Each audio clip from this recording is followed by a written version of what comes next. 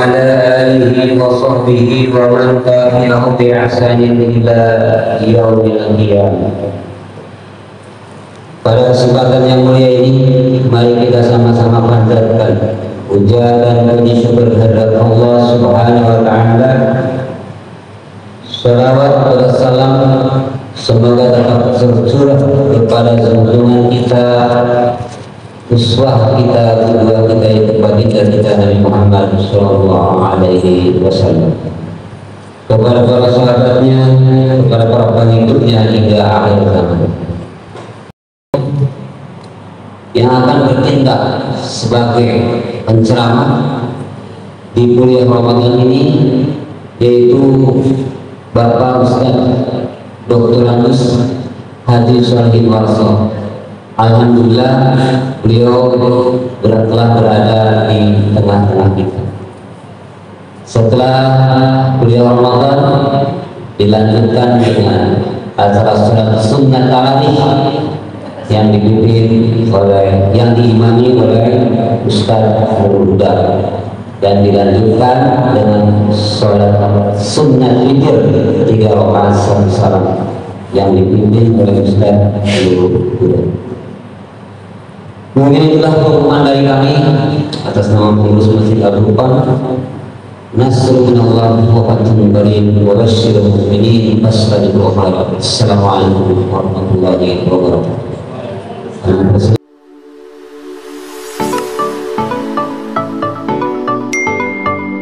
Bismillahirrahmanirrahim. Assalamualaikum warahmatullahi wabarakatuh.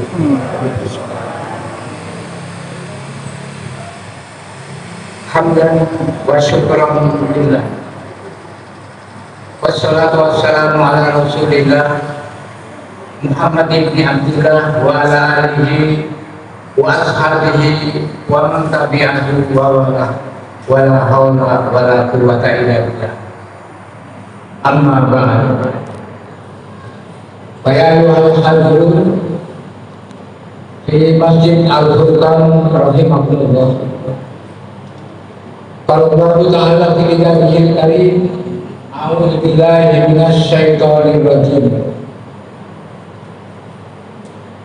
Qad aflaha man zakkaha wa qad khaba man dassaha.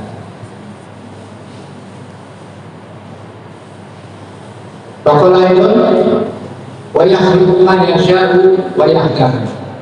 Ma kana lahu khiyar fa subhanallahi wa ta'ala amma yusyrikun.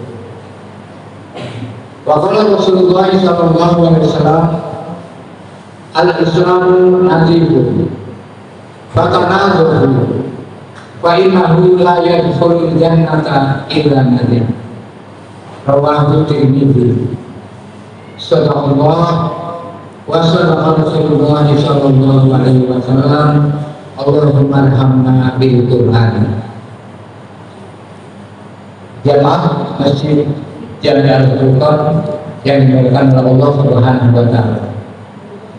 Yang pertama dan utama kita panjatkan puji dan rasa syukur kita kehadirat Ilahi yang Maha Suci, yang Maha Pengasih, yang tidak berkasih, yang Maha Penyayang, yang sayangnya tidak terbilang, yaitu Allah Subhanahu wa Ta'ala yang telah memberikan kita nikmat yang tak terhingga banyaknya, dan juga telah mempertemukan kita di hari dan tempat yang mulia ini, dan insya Allah bersama dengan orang-orang yang dimuliakannya. Semoga di hari ini lebih baik daripada hari yang kemarin. Today will be better than yesterday. Dan insya Allah hari esok akan lebih baik lagi daripada hari ini. Tomorrow will be better than today. Salawat dan salam kita curahkan kepada seorang pemimpin yang berkarakter siddiq, amanah, takdir, dan patonah, yang telah mengantarkan manusia dari gelap hingga terang benderang. dan juga pada keluarganya, sahabat-sahabat dia, dan semoga kita yang hadir di malam ini, di masjid ini, dan mudah-mudahan sampai kepada yaumil qiyamah. Amin ya rabbal alamin. Jamaah yang dimuliakan Allah Subhanahu wa taala, kita pada hari ini telah berada pada Ramadan 11 dengan nomor penerbangan 1445H serta ketinggian 2024 m di atas permukaan haus dan lapar. Dan tujuan kita adalah sama, yaitu menuju kepada Bandara Idul Fitri. Maka semoga di perjalanan kita benar-benar akan mendapatkan satu keselamatan dari Allah, kesehatan, hingga sampai kepada tujuan finishing point tadi. Jamaah yang dimuliakan Allah Subhanahu wa taala. Apakah ada jamaah? Jawabannya nggak sempurna. Harusnya diseragamkan ini, ya. Kalau Pak Ustaz bilang, "Ayo mahal, ya jemaah." Jawabannya ada 3. Alhamdulillah, Masya Allah, Allahu Akbar. Ya gitu ya. Ulangi ya. Kayak mahal ya jemaah. Alhamdulillah, Masya Allah, Allahu Akbar. Jemaah yang dimuliakan Allah Subhanahu wa taala, pada kali ini dalam tema kultum ya. Kultum ini biasanya kuliah 7 menit ya, atau 17 atau 27. Biasanya pakai berapa menit sini? 7 menit atau 17 menit? Ya mungkin dari 7 sampai 17 menit lah gitu ya. Nah, dan tema ini kita akan angkat, yaitu tazkiyatun nafsi, yaitu membersihkan jiwa. Di dalam Al-Quran, di surat As-Samsi pada ayat yang ke-89, Allah berfirman, "A'udzubillahi minasyaitonir rajim. Qad aflaha man zakkaha wa qad khaba man dassaha." Telah beruntunglah orang-orang yang membersihkan jiwanya, dan telah merugilah orang-orang yang telah mengotorinya. Kemudian dalam satu hadis riwayat Tirmidzi, al-Islamu nadifun. Yang namanya Islam itu adalah nadif, bersih. Fatanadur, maka hendaklah bersihkanlah. Fa'innahu la yadkhulul jannata illa nadif. Sesungguhnya orang-orang yang akan masuk kepada surganya Allah yaitu orang-orang yang bersih dan suci. Maka untuk itu dalam Ramadan yang baru insya Allah masuk kepada semifinal ya, mungkin dari babak penyelesaian kita sudah pas tadi sampai maghrib 10 hari, dan insya Allah kita masuk kepada babak semifinal. Kemudian dari itu, maka apa yang perlu dibersihkan? Karena hati, jiwa yang di dalamnya masih ada kekotoran-kekotoran, maka perlu dikeluarkan. Maka harus ada beberapa hal penyakit hati yang akan kemudian yaitu diperhatikan supaya amal ibadah kita ini benar-benar mendapatkan nilai di sisi Allah Subhanahu wa ta'ala. Yang pertama, jika kita yaitu memelihara kebencian dan dendam, maka apa yang terjadi? Yaitu waktu dan pikiran kita dibuang dengan begitu saja. Jadi tidak memikirkan apa, yang dipikirkan itu aja, dendam dan benci terus. Maka semua penyakit hati yang ada dalam diri kita itu semuanya harus dibuang semua itu. Yang kedua, tidak akan pernah menjadi orang yang produktif. Kenapa? Karena jiwanya masih kotor. Jadi berpikirnya tidak ada status di tempat saja, tidak berpikir yang produktif. Itulah diantaranya hati yang senantiasa yang diawali dengan dendam dan kebencian kepada seseorang. Kemudian yang kedua, kekurangan orang lain merupakan suatu hal ladang pahala buat kita. Kenapa? Karena kita yang pertama adalah perlunya adanya memaafkan kepada orang lain. Maka dengan adanya kita memaafkan pada orang lain atas kekurangan, insya Allah hati kita akan menjadi jernih dan bersih. Yang kedua, kita saling mendoakan. Jadi kalau ada teman-teman kita, saudara-saudara kita yang masih artinya masih belum pas untuk menunaikan ibadahnya, untuk beribadah kepada Allah Subhanahu wa Ta'ala, maka kita mendoakannya. Yang ketiga, yaitu memperhatikannya. Artinya kita memberikan nasihat kepada orang tersebut. Karena kekurangan itulah yang menjadikan ladang pahala buat kita, karena kita memperhatikan dan memberikan suatu nasihat kepada teman-teman kita tersebut itu. Dan yang keempat adanya yaitu menjaga aibnya. Jadi aib seseorang itu perlu kita jaga. Kenapa? Apabila kita menjaga aib seseorang, insya Allah Allah menjaga aib kita. Kita juga banyak aibnya. Maka artinya apabila kita bisa menjaga aib teman kita, saudara kita, insya Allah Allah akan jaga aib kita. Itu diantara. Yang ketiga, agar hati itu bersih. Kenal dari apa?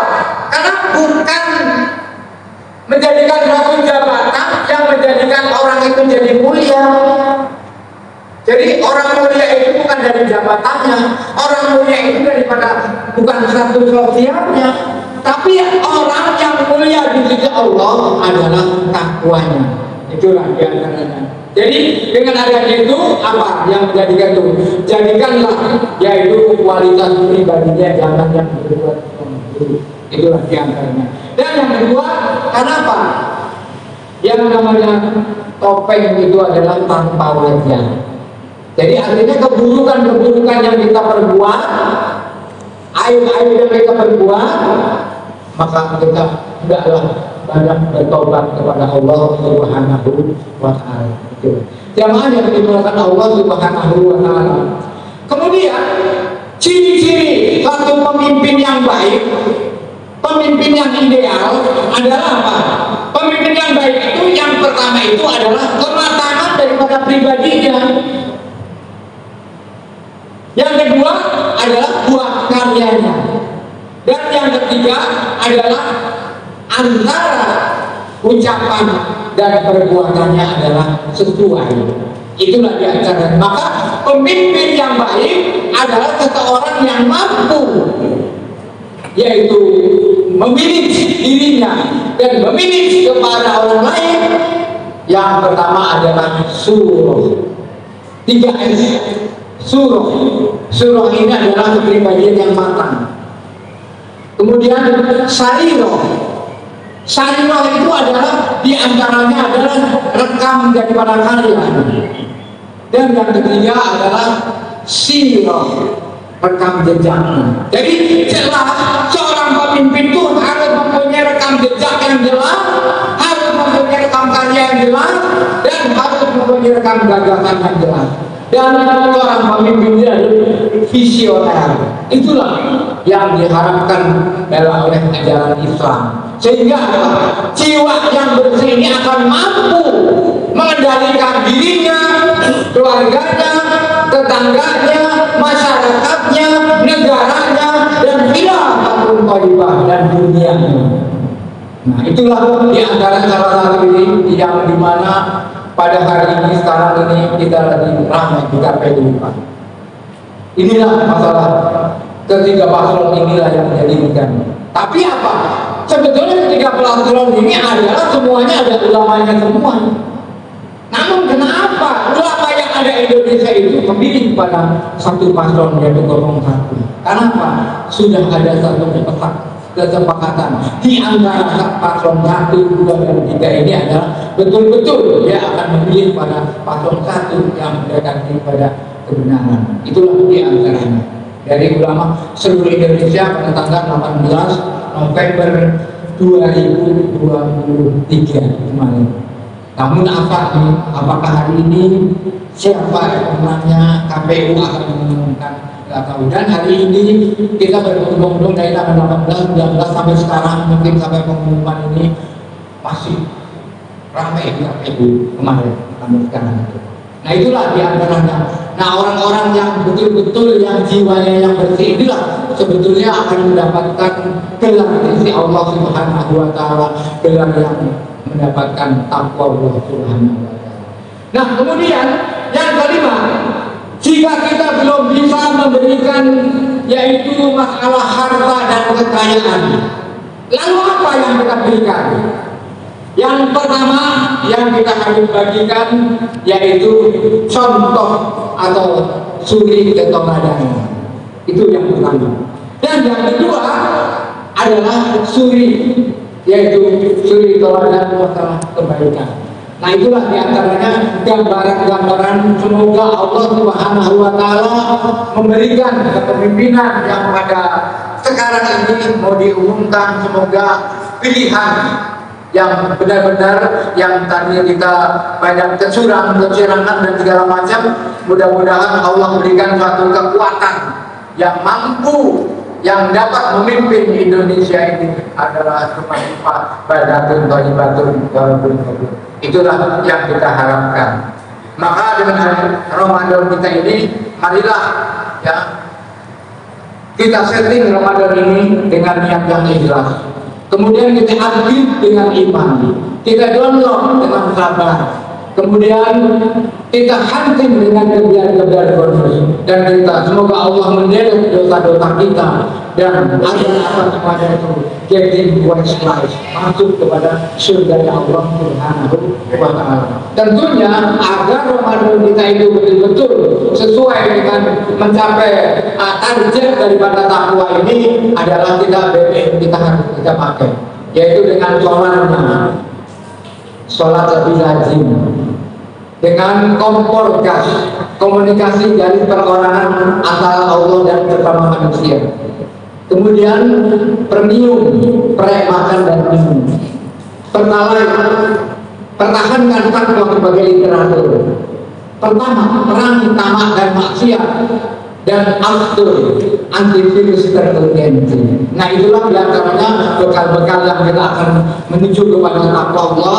La'allakum tattaqun. Semoga Allah memberikan suatu kekuatan kepada kita hingga kita ini benar-benar sawal kita itu mendapatkan gelar si Allah Subhanahu Wa Taala minal aidin wal faidin, dan masuk kepada bandara Idul Fitri.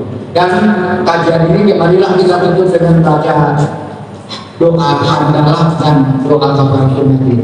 Alhamdulillahirabbil alamin. Subhanallahumma wa bihamdik, asyhadu an la ilaha illa anta, astaghfiruka wa atubu ilaik. Assalamualaikum warahmatullahi wabarakatuh.